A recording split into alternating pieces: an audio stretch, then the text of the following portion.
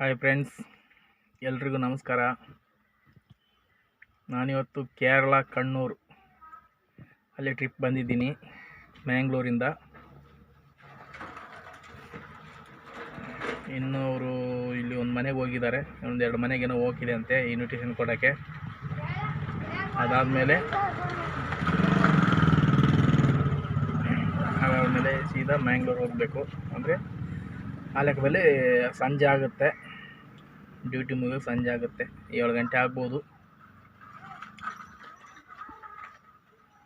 ಇವತ್ತಿನ ವಿಷಯ ಏನಪ್ಪ ಅಂದರೆ, ಮೊನ್ನೆ ಒಂದು ಯೂಟ್ಯೂಬಲ್ಲಿ ಒಂದು ವಿಡಿಯೋ ನೋಡಿದೆ. ನಮ್ಮ ಡ್ರೈವರ್ಸ್ಗೆ ಸಂಬಂಧಪಟ್ಟಂಥದ್ದು. ಏನಪ್ಪ ಅಂದರೆ ವಿಷಯ, ಈ ಎಲ್ಲ ಕಡೆನೂ ರೋಡ್ ಬ್ರೇಕರ್ ಹಾಕ್ತಾರೆ. ಆಲ್ಮೋಸ್ಟ್ ಎಲ್ಲ ಕಡೆನೂ ರೋಡ್ ಬ್ರೇಕರ್ ಹಾಕ್ತಾರಲ್ಲ. ರೋಡ್ ಬ್ರೇಕರು ಈಗ ಏನಾಗ್ತದೆ ಅಂದರೆ, ಅದರಿಂದ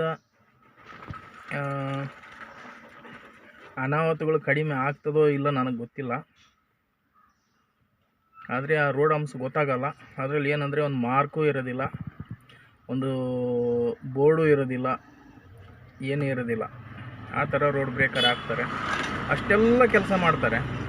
ರೋಡ್ ಬ್ರೇಕರ್ ಹಾಕುವಾಗ ಅಲ್ಲೊಂದು ಏನಾದ್ರು ಮಾರ್ಕರು ಅಥವಾ ಸ್ವಲ್ಪ ಒಂದು 10 ಮೀಟ್ರಿಗಿಂತ ಮೊದಲೇ ಒಂದು ಏನಾದ್ರು ಬೋರ್ಡು ಏನಾದ್ರು ಇದ್ದರೆ ಅಂದಾಜಾಗುತ್ತೆ ಅಲ್ಲಿ ರೋಡ್ ಬ್ರೇಕರ್ ಇದೆ ಅಂತೇಳಿ.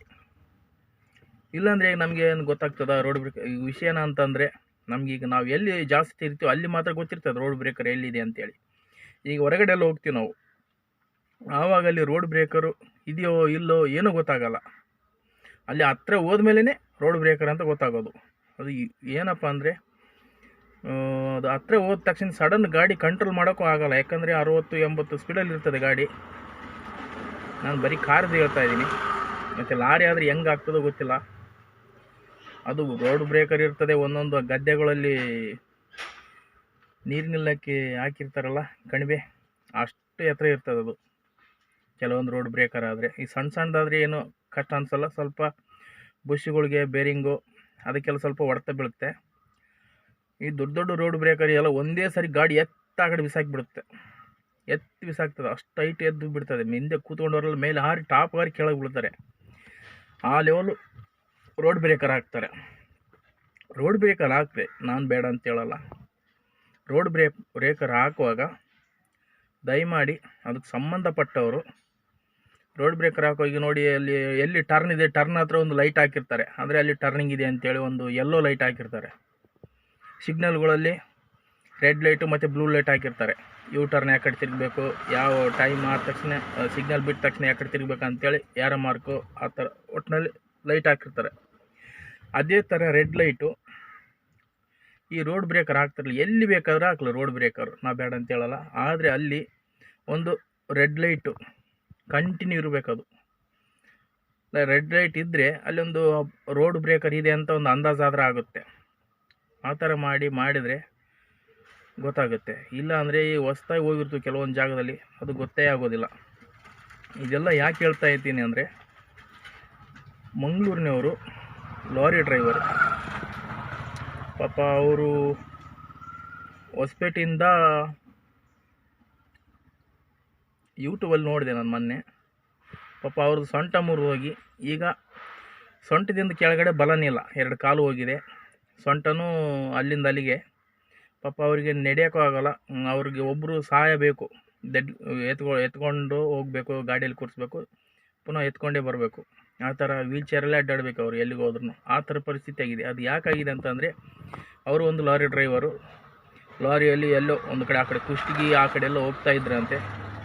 ಕುಷ್ಟಗಿ ಅನ್ನುವಾಗ ಗೊತ್ತಾಗ್ತದಲ್ಲ ಆ ಕಡೆ ಯಾವ ಥರ ಇದೆ ರೋಡ್ ಬ್ರೇಕರ್ ಅಂತ. ಕುಷ್ಟಗಿ ಈ ಕಡೆ ಆಯನೂರು, ರಿಬ್ಬನ್ಪೇಟೆ, ಮತ್ತು ಈ ಕಡೆ ಹರಿಹರ, ಹರಪನಹಳ್ಳಿ, ಅಗರೆಬೊಮ್ಮನಹಳ್ಳಿ, ಆ ಥರ ಆ ಕಡೆ ಎಲ್ಲ ಹಂಸಗಳು ನೋಡಿದ್ರೈತಲ್ಲ, ಸಿಕ್ಕಾಪಟ್ಟೆ ದೊಡ್ಡ ಹಂಸಗಳು.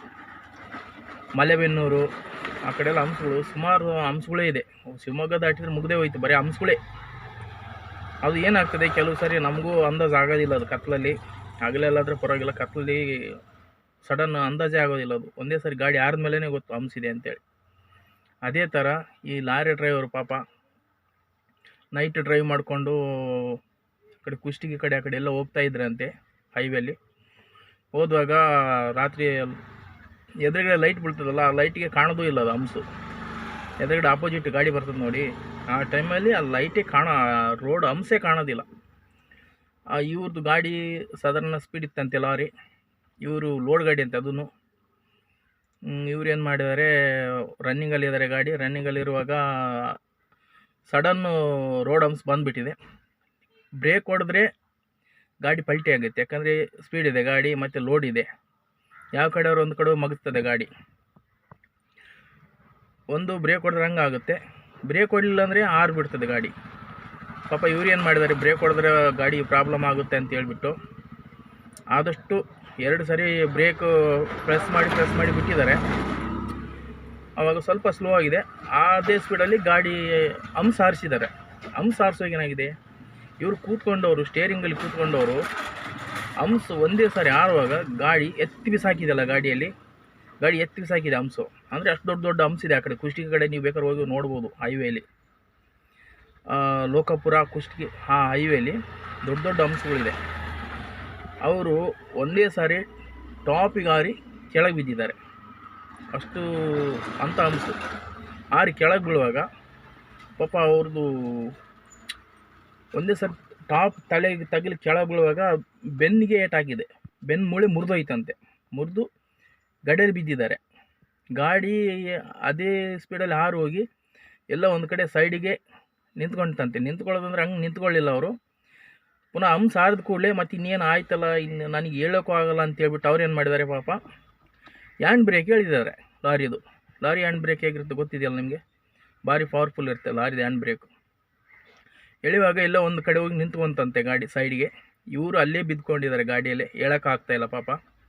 ಗಾಡಿ ಸ್ಟಾರ್ಟಲ್ಲೇ ಇದೆ, ನ್ಯೂಟ್ರಲ್ ಮಾಡಿ ಅಲ್ಲೇ ಬಿದ್ದುಕೊಂಡಿದ್ದಾರೆ. ಯಾಕಂದರೆ ಹೇಳೋಕ್ಕಾಗ್ತಾಯಿಲ್ಲ, ಆಚೆ ಹೋಗೋಕ್ಕಾಗ್ತಾಯಿಲ್ಲ. ಹಾಗಾಗಿ ಲಾಸ್ಟ್ಗೆ ಅವ್ರದ್ದೇ ಇನ್ನೊಂದು 2 ಗಾಡಿ, ಅವ್ರದ್ದೇ ಕಂಪ್ನಿದ ಗಾಡಿ ಹಿಂದ್ಗಡೆ ಬರ್ತಾ ಇತ್ತಂತೆ. ಅಷ್ಟೊತ್ತಿಗೆ ಅವರು ಬಂದಿದ್ದಾರೆ. ಬಂದು ಇದೇ ಗಾಡಿ ಇಲ್ಲಿ ನಿಲ್ಲಿಸಿದಾನೆ ಅಂತೇಳಿ ನೋಡುವಾಗ ಪಾಪ ಆ ಮನುಷ್ಯ ಅಲ್ಲಿ ಗಾಡಿ ಒಳಗಡೆ ಬಿದ್ದೋಗಿದ್ದಾನೆ. ಹೇಳೋಕ್ಕಾಗ್ತಾಯಿಲ್ಲ, ಸೊಂಟ ಮುರಿದೋಗ್ಬಿಟ್ಟಿದೆ. ಆವಾಗ ಅವ್ರು ಬಂದು ಏನಾಗಿದೆ ಅಂತ ನೋಡುವಾಗ ಈ ಥರ ಆಗಿದೆ. ಗಾಡಿ ಸೈಡ್ಗೆ ಹಾಕಿ ಆ ಮನುಷ್ಯನ ಎತ್ತಿಬಿಟ್ಟು ಅಲ್ಲಿಂದ ಹುಬ್ಳಿಗೆ ತೊಗೊಂಡೋಗ್ಬೇಕಂತೇಳಿ, ಹುಬ್ಳಿ ಫಸ್ಟ್ ಕುಷ್ಟಗಿ ಹಾಸ್ಪಿಟ್ಲಿಗೆ ತೊಗೊಂಡೋಗ್ರಂತೆ. ಅಲ್ಲಿ ಇಲ್ಲ ಆಗಲ್ಲ, ಇಲ್ಲಿ ಹುಬ್ಳಿಗೆ ಕೊಂಡೋಗ್ರಿ ಅಂತ ಹೇಳಿದ್ರಂತೆ. ಹುಬ್ಳಿಗೆ ತೊಗೊಂಡೋಗಿದ್ದಾರೆ, ಹುಬ್ಳಿಯಲ್ಲಿ ಆಗಲ್ಲಂತೆ. ಅಲ್ಲಿಂದ ಮತ್ತೆ ಏನೋ ಮಾಡಿಕೊಂಡು ಅವ್ರು ಈ ಕಡೆ ಹಾಸ್ಪಿಟ್ಲ್ ಮಂಗಳೂರು ಕಡೆ ಬಂದು ಮಂಗಳೂರಲ್ಲಿ ಹಾಸ್ಪಿಟ್ಲಲ್ಲಿ ಅಡ್ಮಿಟ್ ಆಗಿ ಅದು ಎಲ್ಲ ಹುಷಾರಾಗುವಾಗ 3 ವರ್ಷ ಹಿಡಿದಿದೆ. 3 ವರ್ಷ ಹಿಡಿದು ಈಗ ಅವ್ರಿಗೆ ಪಾಪ ಸೊಂಟ ಸರಿಯಾಗಿದೆ, ಆದರೆ 2 ಕಾಲು ಬಲ ಇಲ್ಲ. ಕೈ ಮಾತ್ರ ಚೆನ್ನಾಗಿದೆ, ಸೊಂಟದಿಂದ ಕೆಳಗಡೆ ಬಲನೇ ಇಲ್ಲ. ಪಾಪ ಅವ್ರ ಹೆಂಡತಿ ಮಕ್ಕಳ ಪರಿಸ್ಥಿತಿಯನ್ನು ಮತ್ತು ಅವ್ರ ತಂದೆ ತಾಯಿ ಅವ್ರು ನಂಬಿದವರು, ಅವ್ರಿಂದ ಇದ್ದಂಥವ್ರದ್ದು ಪರಿಸ್ಥಿತಿಯನ್ನು. ಯಾಕಂದರೆ ಇವರಿಗೆ ದುಡಿದಿದ್ರೆ ಆಗೋದಿಲ್ಲ, ದುಡಿಯಬೇಕು, ದುಡಿದ್ರೇ ಜೀವನ ಸಾಗೋದು. ಈಗ ಪಾಪ ಅವರು ಇಲ್ಲಿ ಮಂಗಳೂರಲ್ಲಿ 3 ವರ್ಷ ಬೆಡ್ ರೆಸ್ಟ್ ಮಾಡಿ ಸ್ವಲ್ಪ ಎದ್ದು ತಿರುಗಾಡುವಾಗ ಮತ್ತೆ ಇನ್ನು ವೀಲ್ಚೇರಲ್ಲಿ ತಿರುಗ್ತಾ ಇದ್ರಂತ ಆ ಕಡೆ ಈ ಕಡೆ. ಆ ಲೆವೆಲ್ ಬಂದ ಮೇಲೆ ಮನೇಲಿ ಕೂತ್ಕೊಂಡ್ರೆ ಮತ್ತೆ ಬೋರ್ ಹೊಡಿತಾ ಅಂತ ಹೇಳ್ಬಿಟ್ಟು ಪಾಪ ಎಲೆಕ್ಟ್ರಿಕಲ್ ಆಟೋ ರಿಕ್ಷಾ ತಗೊಂಡು ವೀಲ್ಚೇರಲ್ಲಿ ಬಂದುಬಿಟ್ಟು ಆಟೋದಲ್ಲಿ ಏರಿ ಕೂತ್ಕೊಳ್ತಾರೆ. ಮತ್ತು ಆಟೋದಲ್ಲಿ ಕೂತ್ಕೊಂಡ್ರೆ ಮತ್ತು ಒಂದೇ ಸಾರಿ ಊಟಕ್ಕೂ ಗಾಡಿಯಲ್ಲಿ ಕೂತ್ಕೊಂಡು ಊಟ ಮಾಡೋದು ಆ ಪರಿಸ್ಥಿತಿ. ಅಂದರೆ ಯಾರಾದ್ರೂ ಒಬ್ಬರು ಸಾಯಬೇಕು ಅವ್ರಿಗೆ. ಗಾಡಿಯಲ್ಲಿಂದ ಇಳಿಯೋಕ್ಕಾಗಲ್ಲ, ಗಾಡಿಯಲ್ಲಿ ಏರಿಸಿದ್ರು ಒಬ್ಬರು ಬೇಕು ಸಹಾಯ, ಗಾಡಿಯಿಂದ ಇಳಿಸೋಕೆ ಒಬ್ಬರು ಸಹಾಯ ಬೇಕು. ಕೈಯಲ್ಲೇ ಬ್ರೇಕ್, ಕೈಯಲ್ಲೇ ಎಕ್ಸಲೇಟ್ರ್ ಅಲ್ಲ ಅದ್ರದ್ದು ರಿಕ್ಷಾದ್ದು, ಎಲೆಕ್ಟ್ರಿಕಲ್ ರಿಕ್ಷಾದ್ದು.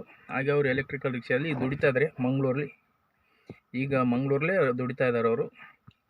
ಪಾಪ ಅವ್ರು ನೋಡಿದ್ರೆ ಭಾರಿ ಬೇಜಾರಾಗುತ್ತೆ. ಈ ರೋಡ್ ಬ್ರೇಕರ್ ಹಾಕೋ ಪ್ರಾಬ್ಲಮಿಂದ ನೋಡಿ ಒಂದು ಜೀವನ ಯಾವ ಥರ ಆಯ್ತಂತ. ಅಂಥದ್ದು ಎಷ್ಟೋ ಆಗಿದೆ, ಗೊತ್ತಿದ್ದಿದ್ದು ಎಲ್ಲೋ ಒಂದು, ಹೊರಗಡೆ ಬಂದಿರೋದು ಎಲ್ಲೋ ಒಂದು, ಆಚೆಗೆ ಬಂದಿರೋದು ಎಲ್ಲೋ ಒಂದು, ಆ ಥರದ್ದು ತುಂಬ ಆಗಿದೆ. ಈ ಕಾರು ಲಾರಿಯು ಆದರೆ ಏನೋ ಓಕೆ ಕಂಟ್ರೋಲ್ ಆಗುತ್ತೆ, ಅಥವಾ ಎಲ್ಲ ಒಂದು ಕಡೆ ಹೋಗಿ ಸೈಡ್ಗೆ ಹೋಗಿ ನಿಲ್ಲುತ್ತೆ, ಓಕೆ ತೊಂದರೆ ಇಲ್ಲ.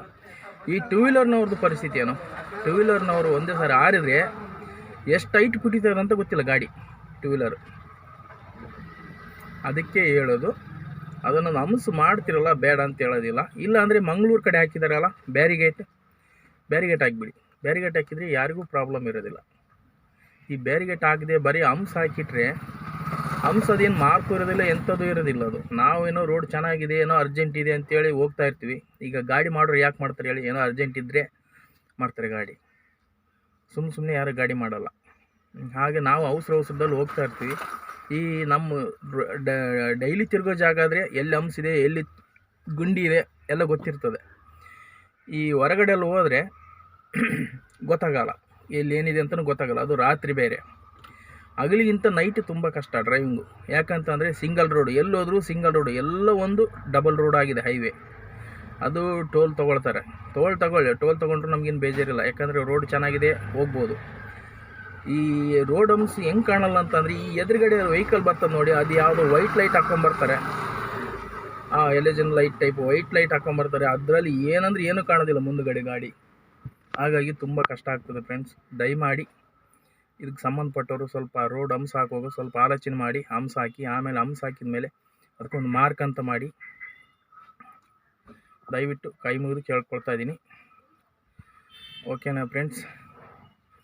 ಇದು ವಿಡಿಯೋ ನೋಡೋರು ಸ್ವಲ್ಪ ನೋಡಿ ಅರ್ಥ ಮಾಡ್ಕೊಳ್ಳಿ. ಇದಕ್ಕೆ ಸಂಬಂಧಪಟ್ಟವರು ಹಂಪ್ಸ್ ಹಾಕೋರು ಏನಿದ್ದಾರೆ ನೋಡಿ ರೋಡಲ್ಲಿ ಹೈವೇಲಿ, ಅವರು ಸ್ವಲ್ಪ ಇದನ್ನೆಲ್ಲ ಅರ್ಥ ಮಾಡಿಕೊಂಡು ಅದಕ್ಕೆ ಏನು ಬೇಕೋ ಅದರ ಪ್ರಕಾರ ಮಾಡಿ. ದಯವಿಟ್ಟು ಎಷ್ಟೋ ಜನದ್ದು ಜೀವನ ಉಳಿಸಿದಾಗ್ತದೆ. ಓಕೆನಾ ಫ್ರೆಂಡ್ಸ್? ಇವತ್ತಿನ ವಿಡಿಯೋ ಇದೆ. ನನ್ನ ಕಸ್ಟಮರ್ ಬಂದರು, ನಾನು ಇನ್ನೊಂದು ಮನೆಗೆ ಹೊರಡಬೇಕು. Thank you, bye bye.